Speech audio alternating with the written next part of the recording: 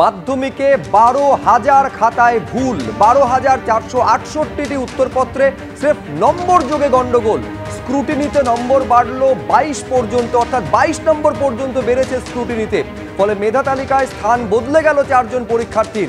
প্রথম 10-এর মেধা তালিকায় ঢুকে পড়লো আরও 7 জন। কৃষ্ণেন্দু অধিকারী আমাদের প্রতিনিধি আরও বিস্তারিত বলবেন। কৃষ্ণেন্দু, তার মানে 12,000-এর মতন, 12,000 আরও নির্দিষ্ট করে বলতে গেলে 12,468টি উত্তরপত্র স্রেফ যোগ করতে গিয়ে ভুল হয়েছে বলে জানা যাচ্ছে। আমি বলছি, পর্ষদের পক্ষ থেকে এই বক্তব্য বারে বারে রাখা হয়, রেকর্ড সময়ে তারা মাধ্যমিকের রেজাল্ট আউট করছে। এই যে এত বড় গন্ডগোল, 12,000 খাতায় ভুল, তার কি ব্যাখ্যা পর্ষদের? এটা ঠিক যে জীবনের প্রথম বড় পরীক্ষা, লক্ষ লক্ষ ছাত্রছাত্রী পরীক্ষায় বসে এবং সেই পরীক্ষার মূল্যায়ন নিয়ে রীতিমতো প্রশ্ন উঠছে।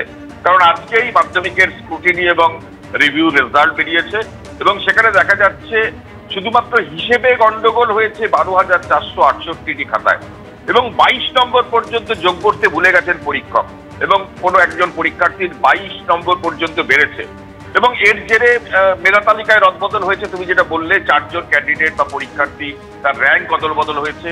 7 জন পরীক্ষার্থী নতুন করে মেধা তালিকায় অর্থাৎ প্রথম 10-এ ঢুকে গেছেন এবং প্রথম 10-এ 57 জন পরীক্ষার্থী ছিলেন, এবার 64 জন হয়ে গেছে। এবং আজকেই স্ক্রুটিনি এবং রিভিউর ফল প্রকাশিত হয়েছে। মধ্যশিক্ষা পর্ষদ বলছে এটা কাম্য নয়।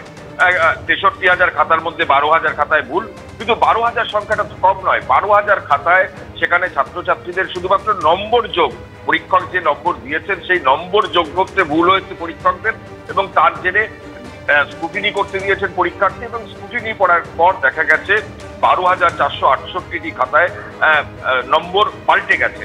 এবং মাধ্যমিকের আজকে মধ্যশিক্ষা পর্ষদ আগামী বছরের মাধ্যমিকের দিন ঘোষণা করেছে 10ই ফেব্রুয়ারি, কিন্তু এই পরীক্ষা যেটা 2024 সালে যে পরীক্ষা হয়েছে, যে পরীক্ষার রেজাল্ট বেরিয়ে গেছে এবং সেই পরীক্ষার রিভিউ এবং স্ক্রুটিনির রেজাল্ট আজকে প্রকাশিত হয়েছে এবং তাতে দেখা যাচ্ছে দিদার খাতায় কিন্তু ওলটপালট হয়েছে। সুতরাং যে মাধ্যমিক পরীক্ষা নিয়ে এত গরিমা, যে মাধ্যমিক পরীক্ষা জীবনের প্রথম বড় পরীক্ষা, 10 লক্ষ বেশি ছাত্রছাত্রী পরীক্ষা দেয়, সেই খাতার মূল্যায়ন নিয়ে রীতিমতো প্রশ্ন উঠে গেল যে ছাত্রছাত্রীরা যারা পরীক্ষা দিয়েছেন, 2রা মে রেজাল্ট বেরিয়েছে, তাদের যে নম্বর সেই নম্বর ওলটপালট হয়ে যাচ্ছে স্রেফ পরীক্ষক নম্বর যোগ করতে ভুল করেছেন বলে। যদিও মধ্যশিক্ষা পর্ষদ সাফাই দিচ্ছে যে বহু উত্তরপত্র আছে, 63 লক্ষ উত্তরপত্র আছে, তার মধ্যে 12,000 খাতায় ভুল হয়েছে, এটাও কাম্য নয়। কিন্তু একটা প্রশ্ন অবশ্যই উঠবে যে ছাত্রছাত্রীরা প্রথম বড় পরীক্ষায় পরীক্ষা দিয়েছেন, সেই পরীক্ষার নম্বর ওলটপালট হচ্ছে এবং তার রেজাল্ট আজকে প্রকাশিত হচ্ছে এবং যার ফলে মেধা তালিকা এবং র্যাঙ্ক সব ওলটপালট হয়ে গেছে। ধন্যবাদ কৃষ্ণেন্দু। 27 ঘন্টা পর উদ্ধার মৌলানা আবুল কালাম আজাদ বিশ্ববিদ্যালয়ের অন্তর্বর্তীকালীন উপাচার্য। সল্টলেক ক্যাম্পাস থেকে অন্তর্বর্তীকালীন উপাচার্যকে উদ্ধার করল পুলিশ 27 ঘন্টা পর। আন্দোলনকারীদের জোর করে সরানোর অভিযোগ পুলিশের বিরুদ্ধে। আহত হয়েছেন এক অধ্যাপক। পুলিশ আমাকে উদ্ধার করে নিয়ে যাওয়ার সময় আন্দোলনকারীরাই চড়াও হয়, পাল্টা অভিযোগ করেছেন মৌলানা আবুল কালাম আজাদ বিশ্ববিদ্যালয়ের অন্তর্বর্তীকালীন উপাচার্য। এবং যে অভিযোগ তার বিরুদ্ধে উঠেছে যে মেয়াদ শেষের পরেও পদে থেকে বেআইনি কাজ চালিয়ে যাচ্ছিলেন তিনি। 27 ঘন্টা পর পুলিশের সাহায্যে ঘেরাও মুক্ত হয়েছেন সল্টলেকের মৌলানা আবুল কালাম আজাদ বিশ্ববিদ্যালয়ের উপাচার্য তাপস চক্রবর্তী আমাদের সঙ্গে রয়েছেন, সেই অন্তর্বর্তীকালীন উপাচার্য। কালকের অভিজ্ঞতাটা অত্যন্ত বেদনাদায়ক অভিজ্ঞতা।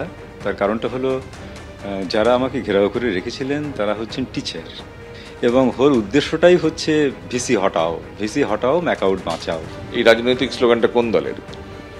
এটা তো শাসক দলের হয়েই তারা রাজনৈতিক স্লোগানটা দিচ্ছে, শাসক দলের হয়ে। কিন্তু সত্যি কথা বলতে কি যে ম্যাকআউট ক্যাম্পাসের মধ্যে কখনোই কিন্তু কোনো রাজনৈতিক পার্টির কোনো রকম কোনো অ্যাক্টিভিটি এর আগে পর্যন্ত কোনোদিন দেখিনি, এই প্রথম দেখলাম। আর ওনাদের আরেকটা দাবি করছেন ওনারা যে আপনি আপনার মেয়াদ শেষের পরেও অনৈতিক কাজ করছেন, এই দাবি। দেখুন, এখানে প্রথমত দুটো কথা বলি যে মেয়াদ শেষ বলতে আমাকে রাজ্যপাল, মানে আমাদের যে চ্যান্সেলর ইউনিভার্সিটির, তিনি আমাকে অ্যাপয়েন্ট করেছেন আনটিল ফার্দার অর্ডার্স এই টার্মে। সুতরাং এক্ষেত্রে নির্দিষ্ট মেয়াদের কথা সেখানে কিছু বলা নেই। এখানে সম্পূর্ণ জিনিসটা যারা করছেন, যারা অভিযোগ যারা করছেন, সেটা হচ্ছে একমাত্র কন্ট্রাকচুয়াল টিচাররাই। তারাই বলছেন আমি মেয়াদ উত্তীর্ণ হওয়ার পরেও আছি, তারাই বলছেন আমি বেনিয়ম কাজকর্ম করছি। যে তারা যেহেতু মানে একটা চুক্তিভিত্তিক নিয়োগ করে তারা আছেন, তাদের চুক্তি অনেকের শেষ হয়ে গেছে। এখন শেষ হওয়ার পরে আমি যেটা বললাম সেটা হলো যে কাগজপত্র সব কিছু আমার কাছে দেখে মনে হচ্ছে ঠিক নেই, এটাকে একটু রেগুলারাইজ করি। নিয়োগের কাগজপত্র আমাদের রিসেন্টলি সিএজির অডিট হলো, তারাও কিন্তু ঠিক একই রকম অবজারভেশন দিয়ে গেছে, কাগজপত্র বা ফাইল ঠিক নেই। এবং এইটা আমি বারবার বলে আসছি, without any assessment just contract শেষ হয়ে গেছে এবং ব্লাইন্ডলি আবার কন্ট্রাক্ট রিনিউ করা, সেটা কিন্তু আমি করতে পারবো না, কারণ এটা হচ্ছে সরকারের নিয়ম, এটা নয়। এটাতেই এদের আপত্তি। এরা হয়তো ভয় পায় অনেকে যে আবার একটা অ্যাসেসমেন্টের মধ্যে দিয়ে যেতে গেলে কোনোভাবে যদি কারো চাকরি চলে যায়। এবং আরও একটা বড় কথা যেটা, যে এইটা কিন্তু একদিন নয়, মানে এটা কিন্তু দিনের পর দিন ধরে চলছে। আমি হরিণঘাটা ক্যাম্পাসে গেলেই এরকম সিচুয়েশন তৈরি হয়, যে কারণে আমি প্রায় লাস্ট 1.5 মাস ধরে আমি রেয়ারলি গেছি হরিণঘাটা ক্যাম্পাসে, কারণ ওখানে গিয়ে কাজকর্ম করতে পারি না। আমি অ্যাডমিনিস্ট্রেটিভ অফিস সল্টলেকে বসে বসেই কাজকর্মগুলো করি। এরপর যাবেন ইউনিভার্সিটি? যেতে তো হবে, ধরুন না এখানে মানে হরিণঘাটাতেও যাব, তার কারণ দেখুন একটা আলোচনার মধ্যে দিয়ে যেতে হবে। আমি বারবার করে আমার পার্মানেন্ট ফ্যাকাল্টি মেম্বার যারা, তাদের কাছে অ্যাপিল করছি যে এটা কিন্তু ভাইস চ্যান্সেলর একা যে সলভ করবে তা তো নয়, এটা একটা ইউনিভার্সিটির সমস্যা।